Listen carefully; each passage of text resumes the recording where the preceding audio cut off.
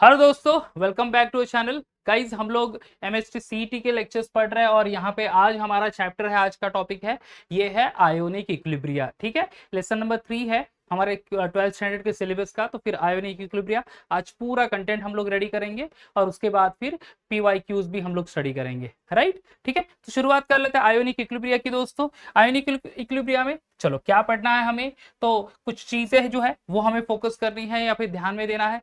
क्या है, what is electrolyte. Electrolyte यानी क्या है दोस्तों? इलेक्ट्रोलाइट यानी ऐसी चीज यानी ऐसे कंपोनेंट जो कि जब भी आप सुटेबल सॉल्वेंट में आप डिसॉल्व करोगे वो डिसॉल्व हो जाएंगे एंड दे गेट डिसोसिएटेड। ठीक है, वो क्या हो जाएंगे बच्चों? डिसोसिएट्स होंगे। What is dissociation? डिसोसिएशन यानी आयोनाइजेशन। ठीक है, यानी वो जो सॉल्ट है वो ब्रेक डाउन होके कैटायन एंड एनाइन फॉर्म करेगा। ठीक है, उस प्रोसेस को बच्चों हम लोग कहते हैं आयोनाइजेशन, राइट। अब बच्चों यहाँ पे आयोनाइजेशन के लिए कुछ अगर मैं एग्जांपल ले लूं, से फॉर एग्जांपल से हाँ, या NaCl ही यहाँ पे एग्जांपल ऑलरेडी प्लेस्ड है। जस्ट कॉन्सेंट्रेट करो इस पर्टिकुलर एग्जांपल को, NaCl। अब ये NaCl को वाटर में डिसॉल्व कर लेंगे, क्या आपको मिल जाएगा? Na+ science and Cl- science, यानी जो एक प्योर मॉलिक्यूल है NaCl, ओके, वो डिसोसिएट होके कैटायन एंड एनाइन हो गया। तो ऐसे कोई सब्सटेंस है उसको हम लोग कहेंगे क्या? That is electrolyte. इसके अपोजिट होता है दोस्तों नॉन इलेक्ट्रोलाइट। नॉन इलेक्ट्रोलाइट यानी क्या? ऐसे से ऑर्गेनिक कंपाउंड जनरली जो डिसॉल्व होते हैं वाटर में बट डिसोसिएट नहीं होते। जैसे कि एग्जांपल कौन सा है ले ले, चलो एग्जांपल ले ली यूरिया, नॉन इलेक्ट्रोलाइट। ठीक है, यूरिया ये एक एग्जाम्पल है, या फिर ग्लूकोज एग्जाम्पल है, राइट। तो ऐसे कुछ सब्सटेंस जो कि डिसोसिएट नहीं होते वाटर में, डिसॉल्व हो जाता है बच्चों बट डिसोसिएट नहीं होते। ठीक है, देखो बच्चों, दो प्रोसेस जो है डिसोल्यूशन एंड डिसोसिएशन, ये दोनों डिफरेंट है। यहाँ पे ज्यादातर बच्चे कंफ्यूज होते हैं कि क्या है डिसोल्यूशन, क्या है डिसोसिएशन। डिसॉल्व होना यानी पार्टिकल यूनिफॉर्मली डिस्ट्रीब्यूट होना। ठीक है, जो पार्टिकल्स हम लोग जो डिसॉल्व कर रहे हैं किसी भी सॉल्वेंट में वो यूनिफॉर्मली डिस्ट्रीब्यूट होते हैं given volume of a solvent में, बट वही पार्टिकल फिर ब्रेक डाउन होके जब कैटायन एंड एनाइन फॉर्म करते हैं उस प्रोसेस को बोलते हैं डिसोसिएशन प्रोसेस। ठीक है, क्या बोलते हैं दोस्तों? Dissociation process. समझ में आ गया दोस्तों? ओके, चलो, तो वो हो गया डिसोसिएशन। तो जो भी कोई कंपोनेंट डिसॉल्व होने के बाद डिसोसिएट होता है उसको हम लोग कहते हैं इलेक्ट्रोलाइट, और वो अगर नहीं होते तो सिर्फ सिंपली डिसॉल्व होता है बट डिसोसिएट नहीं होते, कैटायन एनाइन फॉर्म नहीं करते, तो उनको हम लोग कहते हैं नॉन इलेक्ट्रोलाइट, राइट। ओके, इस चैप्टर में हमें इलेक्ट्रोलाइट के भी ऊपर फोकस करना है, हमें नॉन इलेक्ट्रोलाइट के ऊपर भी फोकस करना है दोस्तों, राइट। अब सिंपली यहाँ पे सिर्फ इलेक्ट्रोलाइट के ऊपर स्टडी करके नहीं चलेगी, हमें नॉन इलेक्ट्रोलाइट सब्सटेंस भी देखना होगा, क्योंकि वो भी एग्जाम में पूछेंगे कि इलेक्ट्रोलाइट करो या फिर आइडेंटिफाई करो या नॉन इलेक्ट्रोलाइट आइडेंटिफाई करो। So you should know urea, ठीक है, that sugar, that is glucose, ठीक है, sucrose, these are non electrolyte. Understood? Clear? Okay, चलो, अब इलेक्ट्रोलाइट के दो टाइप है, strong electrolyte and weak electrolyte. Strong electrolyte यानी क्या दोस्तों? ऐसे इलेक्ट्रोलाइट जो कि कंप्लीट डिसोसिएट होते हैं। कंप्लीट डिसोसिएट यानी, चलो इसी एग्जांपल को ले लेता हूं मैं, NaCl को ही ले लेता हूं मैं। ठीक है, तो कंप्लीट डिसोसिएशन जहां पे अगर मेरे पास से 1 मोल NaCl है, ठीक है, कितना? 1 मोल NaCl, तो 1 मोल में कितने पार्टिकल्स होते हैं दोस्तों? यू ऑल नो, अभी आप लोग MHT CET दे रहे हो या फिर अपियर करने वाले हो, तो 1 मोल पार्टिकल में कितने नंबर ऑफ मॉलिक्यूल्स होते हैं वो यू ऑल नो दैट कितने हैं? 6.022 इंटू 10⁻23 मॉलिक्यूल्स। ठीक है, एक मोल NaCl में कितने पार्टिकल्स होंगे? 6.022 इंटू 10⁻23 पार्टिकल्स, बराबर है। तो 10⁻23 पार्टिकल्स सारे के सारे मॉलिक्यूल्स ऑफ ये NaCl के डिसोसिएट होंगे, उतने ही number of cation and anion form करेंगे, उनको कहेंगे दोस्तों हम लोग स्ट्रॉन्ग इलेक्ट्रोलाइट। क्या कहेंगे दोस्तों उसको? Strong electrolyte. ठीक है, the second one is a weak electrolyte, जो कि क्या होता है? पार्शियल डिसोसिएट होता है, पार्शियल। ओके, तो वीक एसिड, वीक बेस, ये कुछ एग्जांपल है, जैसे कि एग्जांपल है एसिटिक एसिड। एसिटिक एसिड के हम लोग अगर मॉलिक्यूल्स ले ले, यहाँ पे एक जस्ट रैंडम नंबर लिया है कि 100 मॉलिक्यूल एंड ऑल, बट हम लोग जस्ट एक स्पेसिफिक नंबर ले लेते हैं, एवोगाड्रोस नंबर। मेरे पास 1 मोल ऑफ एसिटिक एसिड है समझ लो, जिसके मॉलिक्यूल्स है 1 मोल में कितने? 6.022 इंटू 10⁻23 मॉलिक्यूल्स। डिसोसिएट होने के बाद few numbers of acetic acid get dissociated, maximum number remain as it is, maximum molecule remain in the molecular form। बच्चों, molecule के ions इसमें difference you know what is difference, molecule group of atom, but वही molecule break down होकर cation and ion form करता है, उसको हम लोग क्या कहते हैं, आयंस कहते हैं दोस्तों। तो जब भी पार्शियली डिसोसिएट होता है तो वीक इलेक्ट्रोलाइट, कंप्लीटली डिसोसिएट होता है तो स्ट्रॉन्ग इलेक्ट्रोलाइट। आई होप ये आपको कॉन्सेप्ट क्लियर हुआ होगा कि what is dissociation, what is dissolution. यहाँ पे बच्चे ज्यादातर कंफ्यूज हो जाता है कि डिसोसिएट होता है मतलब ही डिसॉल्व होता है, या फिर डिसॉल्व होना मतलब ही डिसोसिएट होना, but both are the different things. Understood? Okay, चलो next is now the degree of dissociation. अब अगर कोई डिसोसिएट होता है, देखो स्ट्रॉन्ग इलेक्ट्रोलाइट है, स्ट्रॉन्ग इलेक्ट्रोलाइट जैसे NaCl, ठीक है, से NaCl, KCl, K2SO4, ये स्ट्रॉन्ग इलेक्ट्रोलाइट है दोस्तों, जो कि salt of strong acid, strong base, okay, ये है। तो strong electrolyte generally complete dissociate होते हैं, तो वहां पे तो डिग्री ऑफ डिसोसिएशन का कोई मतलब नहीं बनता। बट वीक इलेक्ट्रोलाइट है, वीक इलेक्ट्रोलाइट यानी कौन से दोस्तों, जैसे कि एसिटिक एसिड हो गया, राइट, जैसे बेसिक सब्सटेंस NH4OH हो गया, या फिर कैल्शियम हाइड्रोक्साइड बन गया बच्चों, ठीक है। तो calcium hydroxide, ammonium hydroxide, this acetic acid, okay, ये क्या है दोस्तों, वीक इलेक्ट्रोलाइट है। अब वीक इलेक्ट्रोलाइट में एक मोल सब्सटेंस है, हम लोग एक मोल ही कंसीडर कर लेते हैं, उसमें कुछ नंबर ऑफ मोल्स डिसोसिएट होंगे, मैक्सिमम नंबर ऑफ मोल्स तो अनडिसोसिएटेड फॉर्म में होंगे। तो इन दोनों सब्सटेंस का, उन दोनों कॉन्सेप्ट का रेशियो ले लेंगे तो हमें मिल जाएगा डिग्री ऑफ डिसोसिएशन, जिसको हम लोग डिनोट करेंगे अल्फा साइन से। तो व्हाट इज अल्फा बच्चों, alpha is number of moles of a substance dissociated divided by total number of moles of a substance, ठीक है, number of moles dissociated divided by total number of moles of a substance. यानी समझ लो मेरे पास 1 मोल acetic acid है, चलो 1 मोल acetic acid है, 1 मोल में से सिर्फ 0.1 मोल एसिटिक एसिड डिसोसिएट हुआ। कितना डिसोसिएट हुआ, ध्यान से सुनना बच्चों, 0.1 मोल, राइट, एंड है कितना, 1 मोल। तो फिर मेरे अल्फा की वैल्यू कितनी होगी, चलो ये जो एग्जांपल है C, that is 0.1 mole divided by 1 mole, तो अल्फा की वैल्यू हो जाएगी मेरी 0.1 मोल। यानी एक मोल सब्सटेंस या फिर जितने भी number of moles of a substance है, उसमें से कितना सब्सटेंस डिसोसिएट हुआ, इन दोनों का ratio, that express degree of dissociation. And percentage dissociation क्या होगा बच्चों, जस्ट सिंपली जो भी अल्फा की वैल्यू होगी उसमें 100 आपको मल्टीप्लाई करना है, तो alpha into 100 that gives the percent dissociation, ठीक है। तो गाइज ये हो गया हमारा concept, week electrolyte, strong electrolyte and degree of dissociation. And specially ध्यान में रखना दोस्तों, डिग्री ऑफ डिसोसिएशन हम लोग सिर्फ और सिर्फ वीक इलेक्ट्रोलाइट के लिए ही पढ़ेंगे। किसके लिए पढ़ेंगे, वीक इलेक्ट्रोलाइट के लिए ही पढ़ेंगे। डिग्री ऑफ डिसोसिएशन किसके लिए होगा, only and only for weak electrolyte, not for strong electrolyte, क्योंकि स्ट्रॉन्ग इलेक्ट्रोलाइट एक मोल सब्सटेंस सारे के सारा डिसॉल्व एंड डिसोसिएट हो जाएगा दोस्तों, तो वो रेशो 1/1 इज इक्वल टू 1 हो जाएगा, ठीक है। वो रेशियो क्या होगा, number of substance dissolve, one dissociate 1 mole from 1 mole, तो alpha will be 1 only. But यहाँ पे ये सारी चीजें किसके लिए फोकस कर रहा है, degree of dissociation specially weak electrolyte के लिए। अंडरस्टूड, किसके लिए दोस्तों, वीक इलेक्ट्रोलाइट के लिए।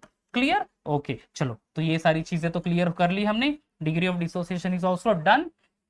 आगे बढ़ते हैं, next is acid base, okay. अब Arrhenius theory, Bronsted Lowry theory and Lewis theory, इसके ऊपर क्वेश्चंस आता है दोस्तों, ज्यादातर ब्रॉन्स्टेड लॉरी थ्योरी के ऊपर ज्यादा क्वेश्चंस आते हैं, so that we need to see, ठीक है। अब अरेनियस थ्योरी यानी Arrhenius theory define the acid base, Bronsted Lowry theory define acid base, even this one that is Lewis theory also defines the acid base। सबका definition का concept अलग अलग है दोस्तों। According to Arrhenius theory, acid are the substance containing hydrogen atom and release H plus ions, ठीक है। release क्या, ये देखो दोस्तों, release H plus ions in aqueous solution, ठीक है, release H plus ions in aqueous solution, so this you have to remember, release H plus ions in aqueous solution।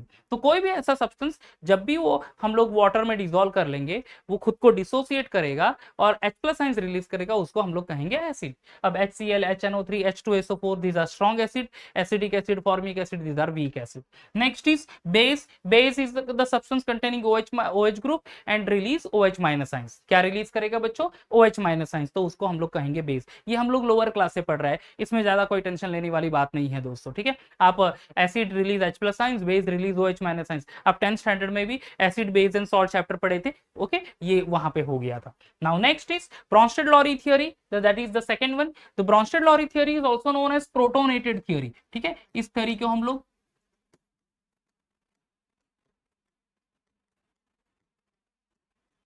Protonated theory भी कहते हैं दोस्तों। प्रोटोनेटेड थ्योरी यानी यहाँ पे proton release होगा या फिर प्रोटॉन एक्सेप्ट होगा। व्हाट इज प्रोटॉन, प्रोटॉन यानी बच्चों सिंपली यहाँ पे होगा that is H plus ion, क्योंकि mass of proton is equal to mass of H plus ion. तो प्रोटॉन यानी हम लोग कंसीडर करेंगे यहाँ पे H plus ion.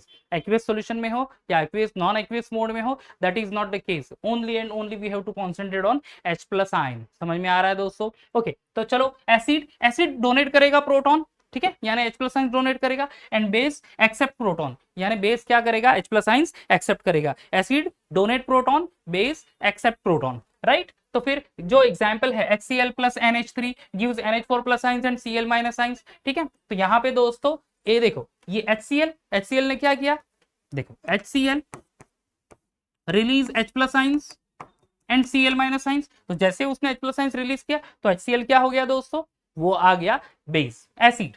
And that ammonia क्या करेगा यहाँ पे, ammonia accept that H plus ions जो HCl ने दिया वो, okay, and it forms NH4 plus ions. तो एक केस में HCl डोनेट हो रहा है, HCl is an acid and ammonia H plus ions accept कर रहा है, so that is a base. और जब भी acid and base react there is a formation of a compound जो कि स्प्लिट होके जो व्हाटएवर कैटायन एनायन फॉर्म होगा बच्चों, it also have the ability to act as an acid and base. जैसे कि NH4Cl फॉर्म हो रहा है यहाँ पे containing two ions, that is NH4 plus ions and Cl minus ions.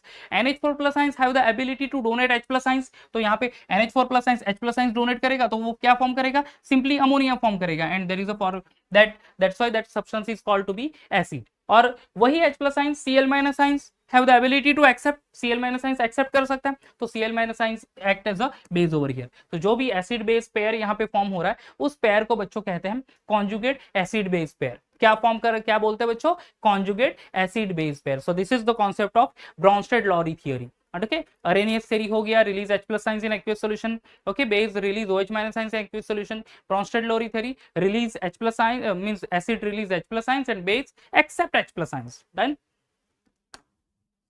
अब अच्छा देखो यहाँ पे Lewis theory is depend upon the electron pair, donation होगा या फिर एक्सेप्ट होगा। तो acid are the substance which accept electron pair, ठीक है, सिंपली ये हाईलाइटेड पॉइंट पे ध्यान रखना है, that is accept electron pair, ठीक है। क्या एक्सेप्ट करेंगे, इलेक्ट्रॉन पेयर एक्सेप्ट करेंगे, okay, accept electron pair.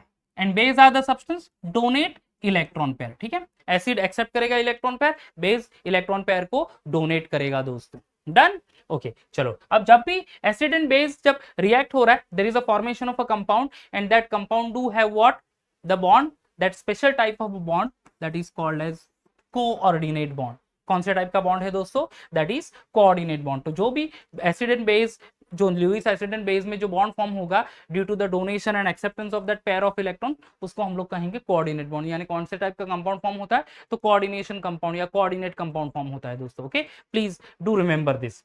Okay, चलो आगे बढ़ते हैं। That is amphoteric nature of water. Water is amphoteric substance. Amphoteric substance यानी क्या, water have the ability to act as an acid as well as act as a base, ठीक है। Amphoteric substance acid as well as base. Water donate कर सकता है H plus ions, water release कर सकता है OH माइनस आयंस भी। तो HCl के साथ it act as a base and ammonia के साथ it act as an acid, right. तो एम्फोटेरिक सब्सटेंस वाटर का है, वाटर के साथ साथ दूसरे सब्सटेंस भी एम्फोटेरिक सब्सटेंस होते हैं, जैसे कि Al2O3 एम्फोटेरिक सब्सटेंस है, ZNO एम्फोटेरिक सब्सटेंस है। तो ये as an acid as well as base react हो सकता है दोस्तों, ठीक है। तो वाटर एम्फोटेरिक सब्सटेंस है। ओके, चलो next is that is ionization of acid and base. That we already studied electrolyte में ही, और मैंने वहां पे रफली बता दिया कि what is strong electrolyte, weak electrolyte. Okay, वहां पे एसिड एंड बेस में हम लोग स्ट्रॉन्ग इलेक्ट्रोलाइट में क्या पढ़ेंगे, strong acid, weak electrolyte, strong acid and strong base. Weak electrolyte में क्या पढ़ेंगे दोस्तों, weak acid and weak base. तो these are few examples, strong acid strong base, weak acid weak base. Strong जो भी होगा वो पार्शियल कंप्लीटली डिसोसिएट होगा, एंड वीक होगा वो क्या होगा, partially dissociated, and these are few examples, ठीक है। तो स्ट्रॉन्ग एसिड के एग्जांपल्स देख लो, HCl HNO3 H2SO4, strong base NaOH KOH। Weak acid जो कार्बोक्सिलिक एसिड है, वीक एसिड है, carboxylic acid, aldehyde ketone and carboxylic acid, formic acid, ethanoic acid, propanoic acid, these are weak acid, right. And ammonia MgOH twice, NH4OH, CaOH twice, ये कुछ week basis है दोस्तों। Okay, dissociation constant आपको सिर्फ और सिर्फ एक ही चीज पे ध्यान देना है दोस्तों। किस पे ऊपर ध्यान देना है, ये देखो। Okay, dissociation constant equation is Ka is equal to concentration of product upon concentration of reactant, इतना याद रखना, ठीक है। Same way here also,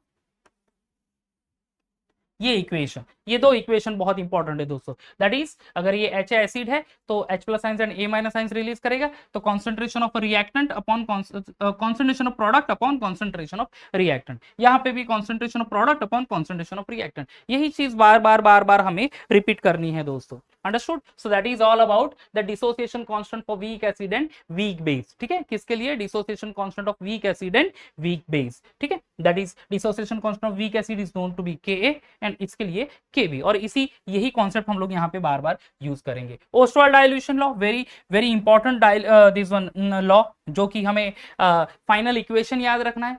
For what? Dissociation constant of weak acid, dissociation constant of weak acid, weak base, Ostwald dilution law for weak acid, Ostwald dilution law for weak base। ठीक है, तो फिर ये weak base के लिए है, that is alpha is equal to under root kb by c, that formula we have to remember। ठीक है, सेम वे किसके लिए? अगर ये होगा, I mean to say acid होगा, तो alpha is equal to under root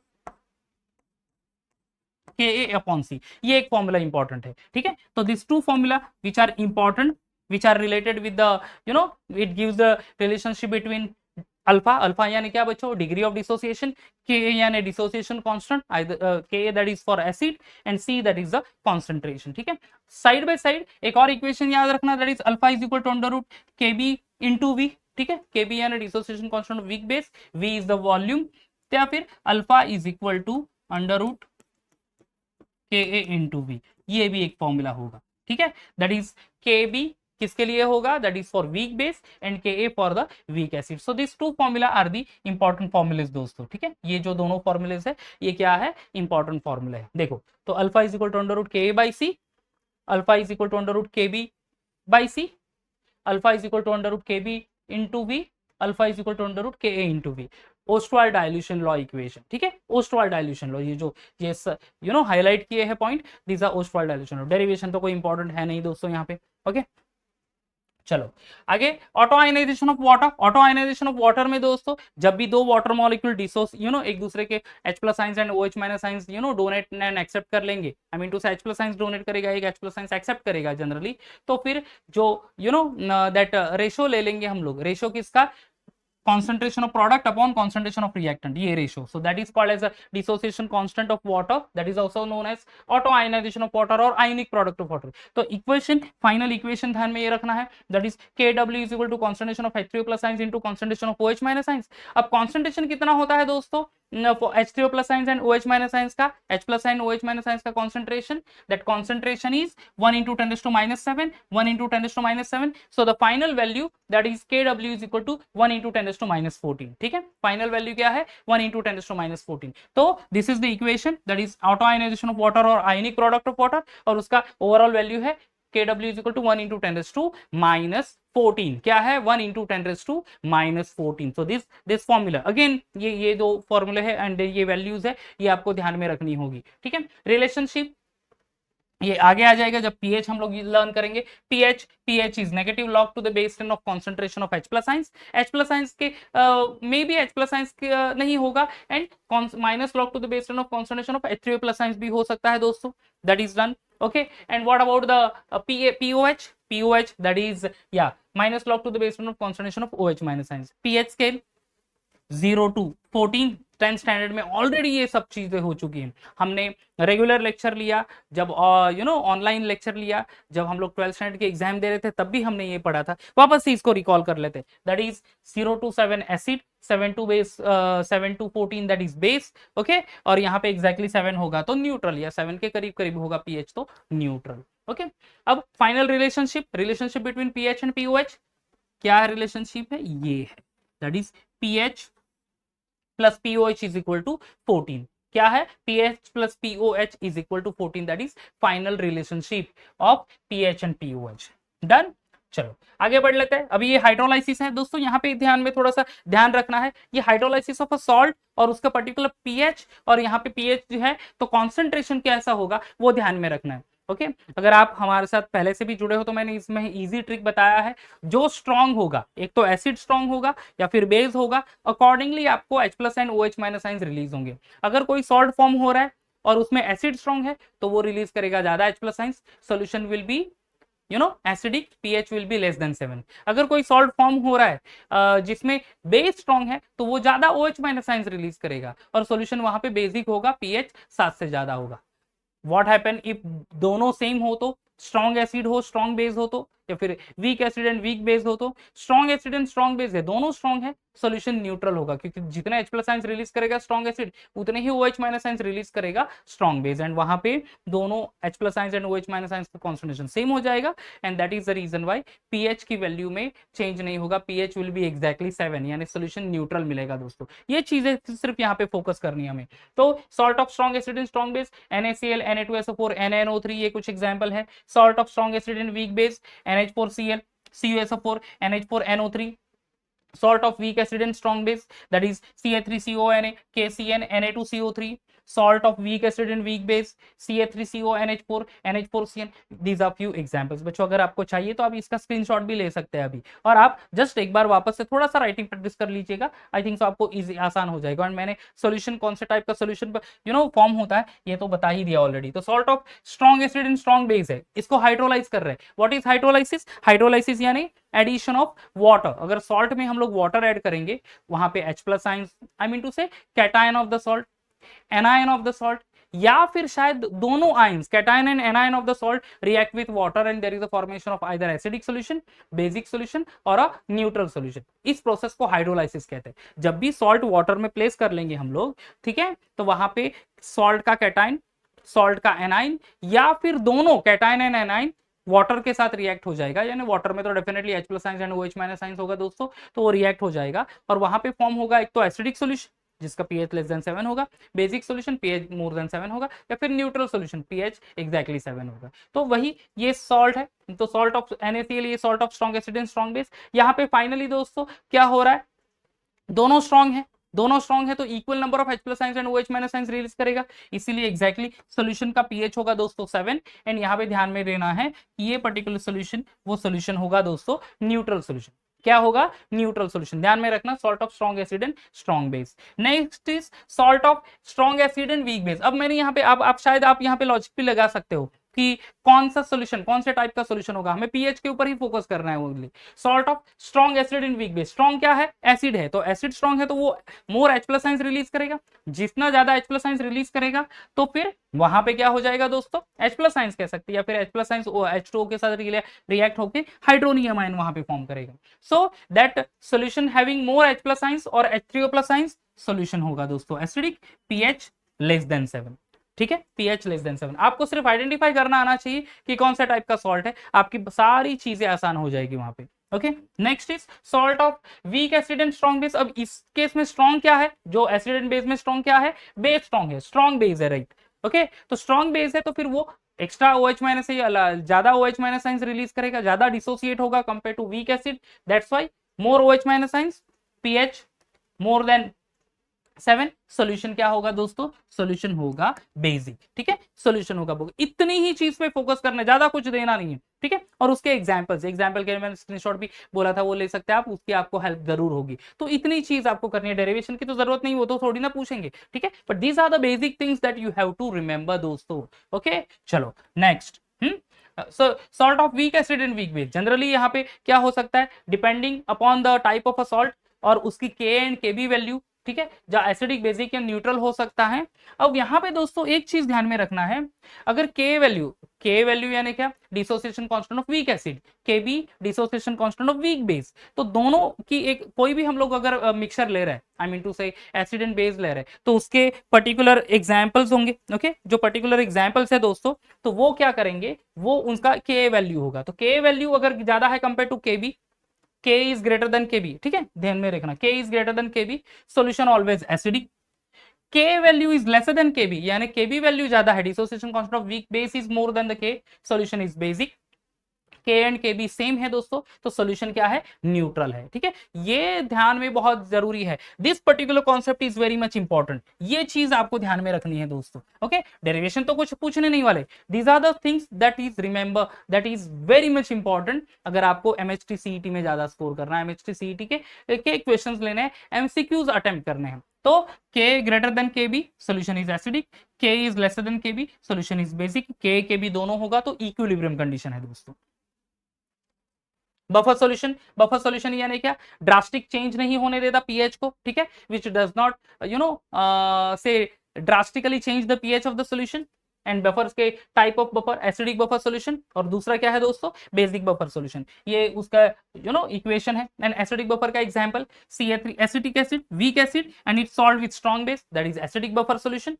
and basic buffer solution, so weak base and it's solved with strong acid, that is basic buffer solution। जो pH and pOH फाइंड करने के लिए कहेंगे acidic और basic buffer solution, that is pOH, ये basic buffer के लिए है, pKb plus log to the base 10 of concentration of salt upon concentration of base, and this is the equation pKa is equal to pH is equal to pKa plus log to the base 10 of concentration of salt upon concentration of acid।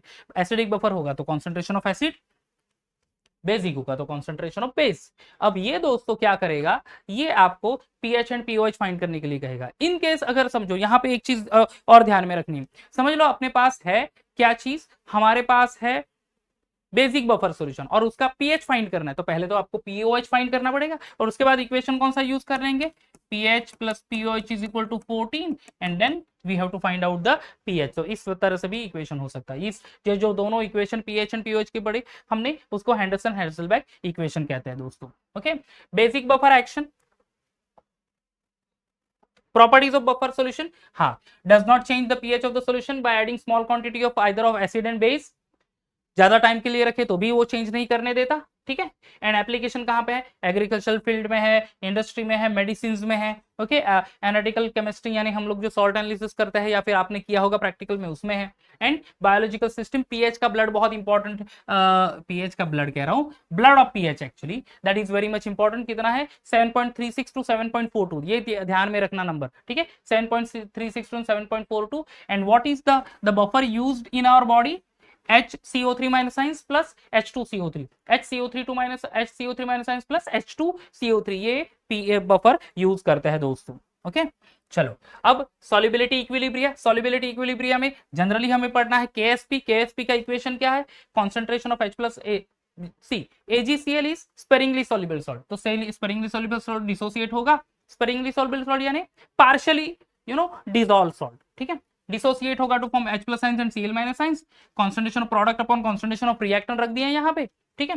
So final equation KSP is equal to concentration of Ag plus ions into Cl minus ions, and these are few examples. तो ये general formula है, ये कुछ examples यहाँ पे दिए हैं, like PbSO4 forms Ba2 plus ions and SO4 2 minus ions, CF2 forms Ca2 plus ions and F2 minus ions, ठीक है। तो उसका यहाँ पे 1 mole of Ba2 plus ions x equal to 1 mole of SO4 2 minus ions y is equal to 1, KSP is equal to concentration of Ba2 plus ions SO4 2 minus ions, तो 1 1 ही होगा इसलिए, ठीक है, वो चेंज होता रहेगा for every salt only.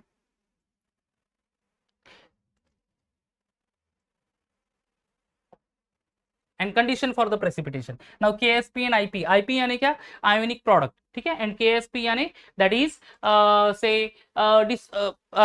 Solubility product. अब दोनों की वैल्यू के बेसिस पे आप देख सकते हैं कि वो पीपीटी फॉर्म होगा या नहीं होगा।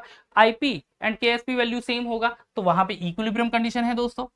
If IP is greater than KSP, ionic product is greater than KSP, तो वो होगा पीपीटी, वहां पे फॉर्म होगी, फॉरवर्ड रिएक्शन प्रोसीड होगा। And IP is lesser than KSP, unsaturated solution, PPT will not form over there, PPT वहां पे form नहीं होगी दोस्तों, ठीक है। तो ये इक्वेशंस भी आपको, ये पर्टिकुलर क्राइटेरिया भी आपको ध्यान रखना। IP यानी क्या, IP यानी आप सिंपली KSP की तरह ही ले सकते हैं। KSP के लिए हमने लिखा था that is concentration of product upon concentration of reactant, product ion upon concentration of reactant. IP भी वही होगा दोस्तों, IP is equal to concentration of product upon concentration of reactant. तो फिर आप कहोगे यार इसमें डिफरेंस क्या है, दोनों तो वही है।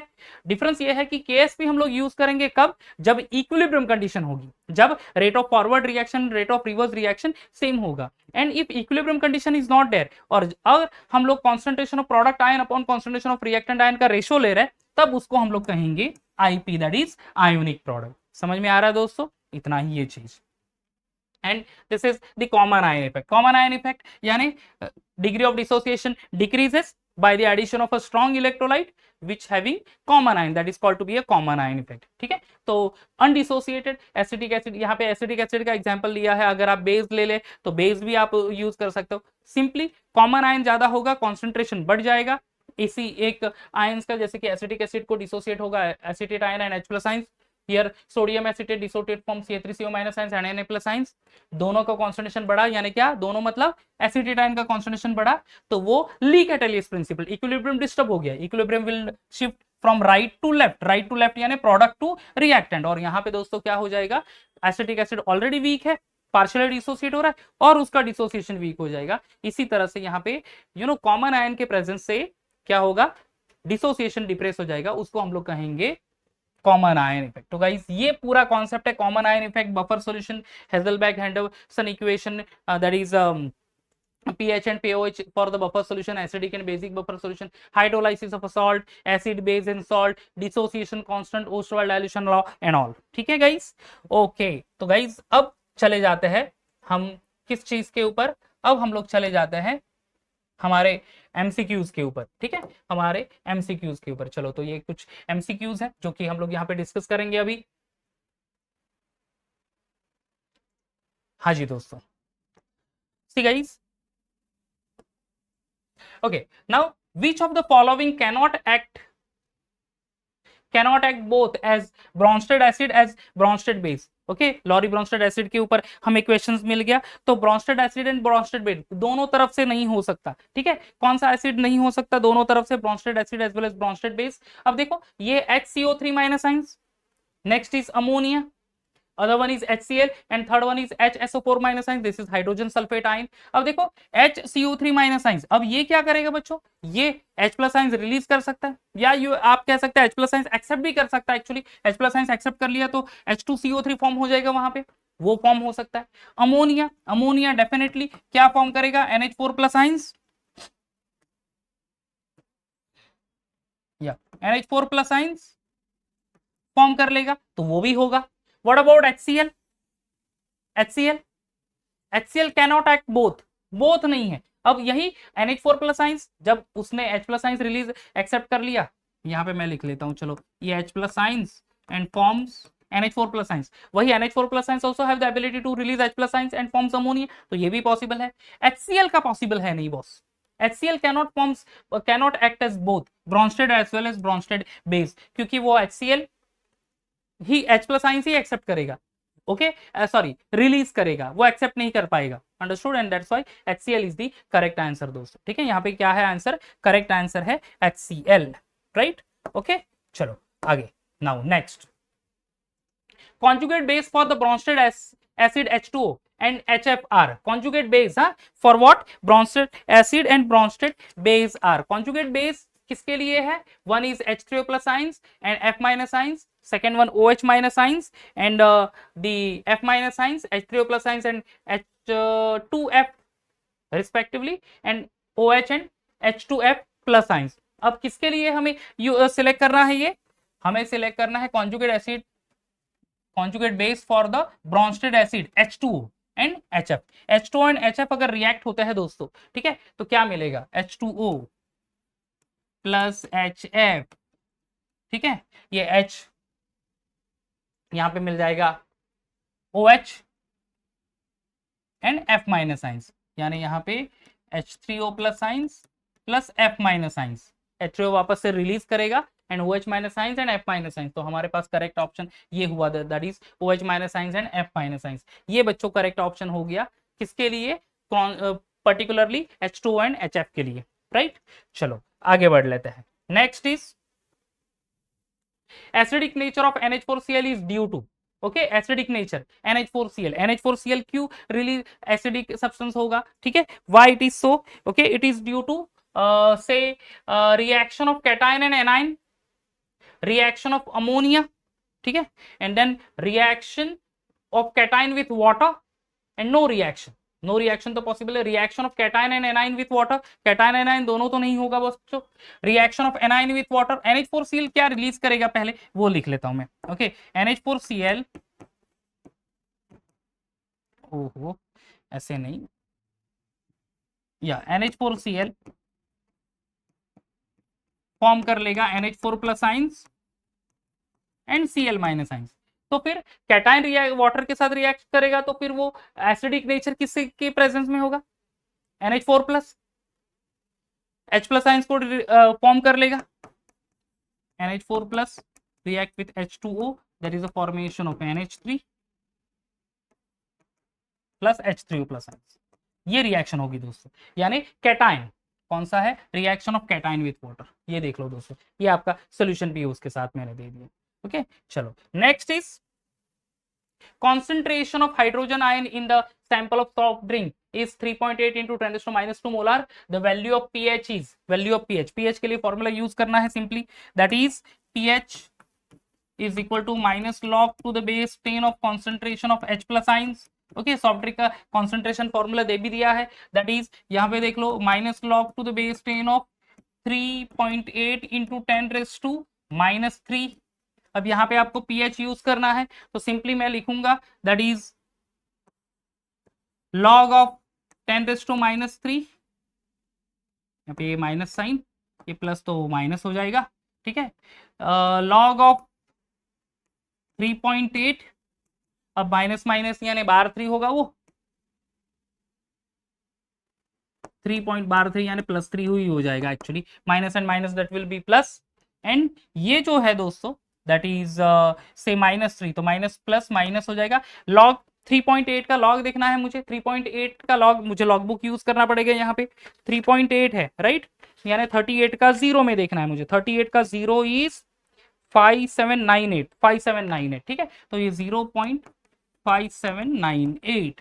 अब इसमें से ये सब्ट्रैक्ट कर देना है, ओके 57 ऑलमोस्ट 6, ये एक्चुअली अगर आप सॉल्व कर लोगे you will be getting this answer 2.42, 3 point में से ये सब्ट्रैक्ट माइनस करना, ये इस तरह का आपका ये सोल्यूशन होगा दोस्तों, ठीक है, ये आपका सोल्यूशन होगा, understood. So that is all about this fourth this pH solution। Which of the following pairs of solution is not an acidic buffer? Not an acidic buffer, ठीक है। चलो यहाँ पे एक आयंस है actually, that is H2CO3 and Na2CO3, H3PO4 and Na3PO4। अब बच्चों यहाँ पे करेक्ट ऑप्शन है HClO4 एंड NaClO4। ये जो है these are not an acidic buffer, acidic buffer है नहीं। एसिडिक बफर का कॉम्बिनेशन क्या है, weak acid and salt with strong base, right दोस्तों। चलो आगे बढ़ लेते हैं, next is which will make the basic buffer. अरे बफर से रिलेटेड ज्यादा क्वेश्चंस ले लिए मैंने, ठीक है। बेसिक बफर सॉल्यूशन कौन सा ज्यादा लेता है, ओके दैट इज से एक तो है 100 ml week acid and it salt with strong base. Strong base तो ये सॉल्ट विथ स्ट्रॉन्ग बेस चाहिए, सिंपली सॉल्ट बेस तो नहीं चाहिए, ओके ये HCl एंड वीक क्या चाहे, विच will make the basic buffer. Basic buffer है तो वीक बेस चाहिए, वीक बेस NH4OH है, और उसके साथ अगर HCl के साथ रिएक्ट होगा तो वो NH4Cl फॉर्म करेगा, that might be a chance. HCl strong acid ये नहीं, वीक एसिड एंड ये strong base, okay correct option be weak base. It's a combination of I mean to say basic buffer, combination of say weak base and it's solved with strong acid, ठीक है दोस्तों। आगे solubility of HECl is least in, ठीक है, HECl की solubility list है, किसके में लिस्ट है, तो फिर that is I think BaCl to completely soluble है, ये भी completely soluble है, B is the correct answer, that is AlCl3। it's a partially salt या फिर कह सकते हैं sparingly soluble salt, तो AlCl3 is the correct option over there। तो guys solubility product, buffer solution, Bronsted-Lowry theory, इसके related questions ज्यादा आते हैं, pH से रिलेटेड क्वेश्चंस आता है, मैंने फ्यू क्वेश्चंस यहाँ पे लिए हैं, PYQ लिया है, ठीक है। बट यहाँ पे बच्चों बहुत और ऐसे ही कुछ जो से MCQs है, ये आपको घर पे भी प्रैक्टिस करनी होगी दोस्तों। होपफुली आपको ये सारा कॉन्सेप्ट हेल्पफुल होगा to go for more MCQs, ठीक है। आप प्लीज थोड़ा सा प्रिपरेशन घर पे भी कीजिए, हमारे वीडियोस तो आते रहेंगे daily day by day. Hopefully आपको ये सारा कंटेंट हेल्पफुल होगा आपके MSc के प्रिपरेशन के लिए। गाइज नेक्स्ट हम लोग वीडियो में मिलेंगे, वहां पे एक और नई चैप्टर के साथ, ऑर्गेनिक के चैप्टर के साथ आएंगे। तब तक बच्चों bye bye and take care.